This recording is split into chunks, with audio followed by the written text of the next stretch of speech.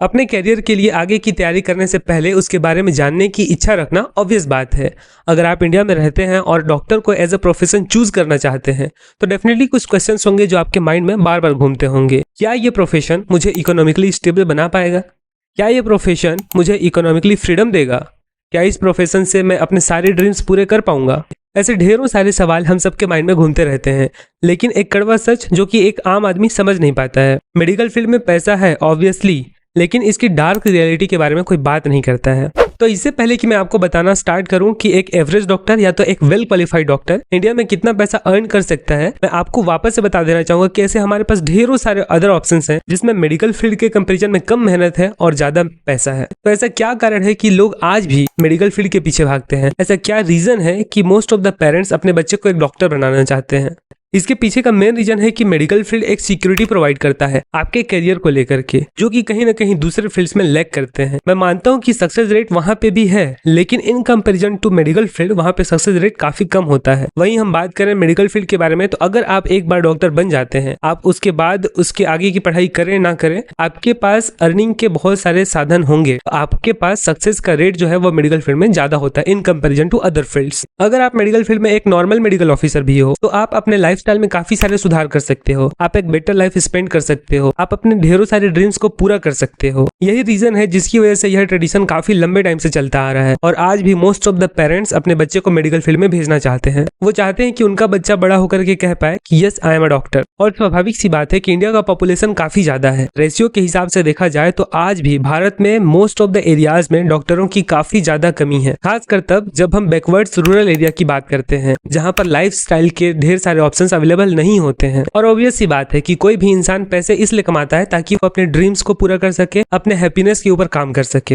यही रीजन है कि जब डॉक्टर पैसा कमा लेता है तो वह डेफिनेटली एक ऐसा जगह प्रेफर नहीं करेगा जहां पर उसके लाइफस्टाइल के कम ऑप्शंस होंगे। डेफिनेटली वह उसके कंपैरिजन में ऐसे जगह को प्रेफर करेगा जहां पर वो अपने ड्रीम्स के ऊपर में काम कर सके और अपने लिए ढेरों सारे अपॉर्चुनिटीज के रास्ते खोल सके। अगेन वो डॉक्टर सिटी की ओर भागता है। यही एक कारण है कि इंडिया के रूरल साइड्स में आज भी काफी अधिक मात्रा में डॉक्टरों की कमी देखी जाती है। अगर ये चीज एक आम आदमी के पर्सपेक्टिव से देखा जाए तो काफी नेगेटिव लगता है, लेकिन यही चीजें हैं जो एज बीइंग अ डॉक्टर हमें गौरवान्वित भी करती हैं। ऐसा लगता है कि yes we are the chosen one, हम हजारों में एक हैं, जिसके लिए इंडियन सोसाइटी हमेशा से यहाँ के यूथ को डॉक्टर बनने का मोटिवेशन देता रहेगा। डॉक्टर बनने के लिए आप में दो क्वालिटीज का होना बहुत जरूरी है। पहला आपका मेहनती होना और सेकंड थिंग कि आपका समाज के प्रति लगाव होना, क्योंकि एट द एंड आपको समझ में आ जाएगा कि इट्स नॉट लाइक कि I work as a doctor but it becomes your identity कि yes I am a doctor and I work 24/7। तो अगर आप एक ऐसे इंसान नहीं है जिसके लिए प्रायोरिटी उसका प्रोफेशन है तो डेफिनेटली मैं आपको रिकमेंड करूंगा कि आप मेडिकल फील्ड के अलावा अदर ऑप्शंस के बारे में सोचें। लेकिन अगर आपका मोटिवेशन इन सब से ऊपर है तो अगर आप डॉक्टर नहीं बनेंगे तो फिर कौन बनेगा? तो अगर आप डॉक्टर बनने के लिए हाईली मोटिवेटेड हैं तो आप अभी जाइए और कमेंट बॉक्स में अपना नाम डॉक्टर प्रीफिक्स के साथ में लिखिए। साथ में ये भी लिखिए कि what is the biggest motivation जिसकी वजह से आप एक डॉक्टर बनना चाहते हैं। ये सेम चीज आप अपने डायरी में भी लिखिए और उसे हमेशा रिपीट करते रहिए। पहला चीज जो आपको समझना है कि देयर इज नो शेम कि आप पैसे कमाने के लिए डॉक्टर बनना चाहते हैं। डॉक्टर होना एक प्रोफेशन है एंड प्रोफेशन इटसेल्फ मींस कि एक स्किल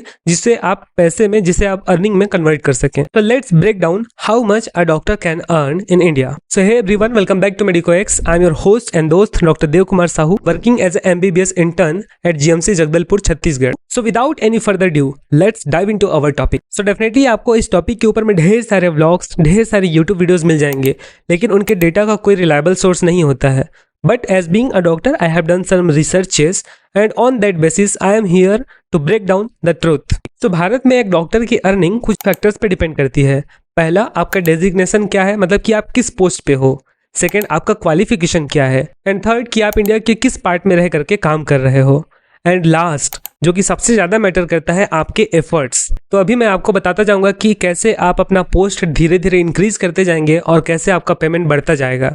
तो आई विल रिक्वेस्ट कि अगर आपको इसे अच्छे तरीके से समझना है तो आप अपने आप को इमेजिन करो एज अ डॉक्टर। तो जैसे जैसे मैं आपका पोस्ट अभी बढ़ाता जाऊंगा, आपको उस पोस्ट पे अपने आप को इमेजिन करना है और पेमेंट आप कितना कमा रहे होगे इस चीज पे ध्यान देना है। हम सबको पता है कि एमबीबीएस कोर्स का ड्यूरेशन 5.5 ईयर्स का होता है, जिसमें स्टार्टिंग के 4.5 ईयर्स स्टडी के लिए होते हैं और लास्ट का जो 1 ईयर होता है वो इंटर्नशिप के लिए होता है। इस इंटर्नशिप के टाइम पे भी आपको कुछ पेमेंट दिया जाता है एज अ स्टाइपेंड के तौर पे। हालांकि डेफिनेटली आई एग्री कि इंटर्नशिप को as a earning phase consider नहीं करना चाहिए। बट फिर भी इट्स बेटर टू नो कि आप इंटर्नशिप में कितना अर्न कर रहे होगे। इंटर्नशिप का जो पेमेंट है वो लिटरली स्टेट वाइज काफ़ी ज़्यादा वेरी करता है। इसका पेमेंट 8,000 पर मंथ से लेकर के 30,000 पर मंथ तक भी हो सकता है। एम्स जैसे इंस्टीट्यूट में इसका पेमेंट ज़्यादा होता है। ऑन एन एवरेज आप ये कंसिडर कर सकते हैं कि 12 से 15,000 का पेमेंट आपको मिल जाएगा, जो कि उत्तर प्रदेश में 12,000, छत्तीसगढ़ में अभी 16,000 हो चुका है, राजस्थान में इसका अमाउंट 20,000 है। ऐसे डिफरेंट वेरिएशंस आपको देखने को मिलते रहेंगे। अब आप अपने आप को इमेजिन करो कि आपने MBBS की पढ़ाई पूरी कर ली, इंटर्नशिप भी पूरा कर लिया और अब आप मेडिकल ऑफिसर बनने वाले हो। लेकिन आपको पता होना चाहिए रूरल बॉन्ड के बारे में। 2018 बैच से, चाहे आप स्टेट कोटा से मेडिकल कॉलेज में आते हो या ऑल इंडिया कोटा से मेडिकल कॉलेज में आते हो, अगर आप गवर्नमेंट मेडिकल कॉलेज में एडमिशन ले करके वहाँ पढ़ाई करते हो तो आपको रूरल सर्विस जैसा बॉन्ड देना पड़ता है।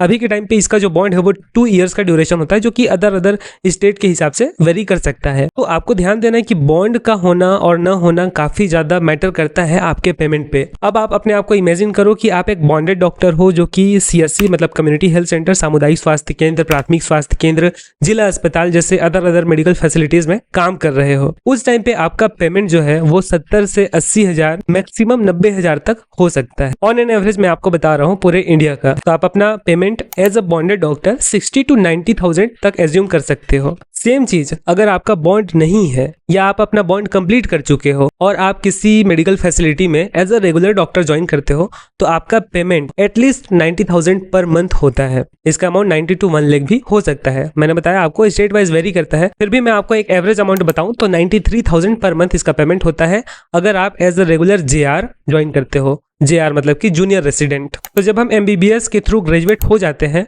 और हम पोस्ट ग्रेजुएशन के लिए जाते हैं, उस टाइम पे first year, second year, third year, इन तीनों ईयर में आपका जो पेमेंट है वो थोड़ा थोड़ा इंक्रीज होता है। फर्स्ट ईयर में इसका पेमेंट आपको 55 to 60,000 देखने को मिलेगा, सेकेंड ईयर में 60 to 65, थर्ड ईयर में 65 to 70,000। तो आप on an average 60 to 70,000 per month का पेमेंट मान सकते हो एट अ टाइम जब आप पोस्ट ग्रेजुएशन का 3 साल का कोर्स कर रहे होगे। इस तरीके से जब आप पोस्ट ग्रेजुएशन कर लेते हैं और उसके बाद में SR के तौर पे मतलब कि सीनियर रेसिडेंट के तौर पे कहीं पे ज्वाइन करते हैं तो आपका पेमेंट 1.1 लाख to 1.5 लाख तक वेरी कर सकता है।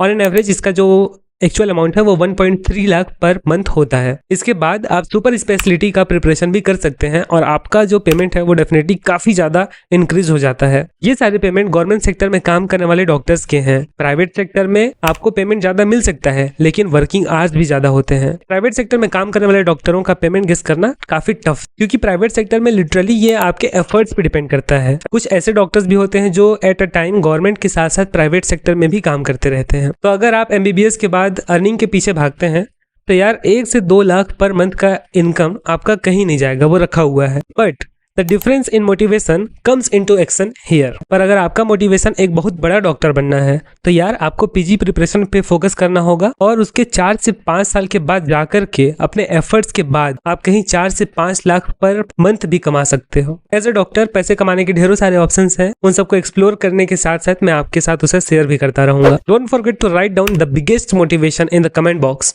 that why you want to become a doctor. So that's it for today. Video में लास्ट तक बने रहने के लिए I am very grateful to you.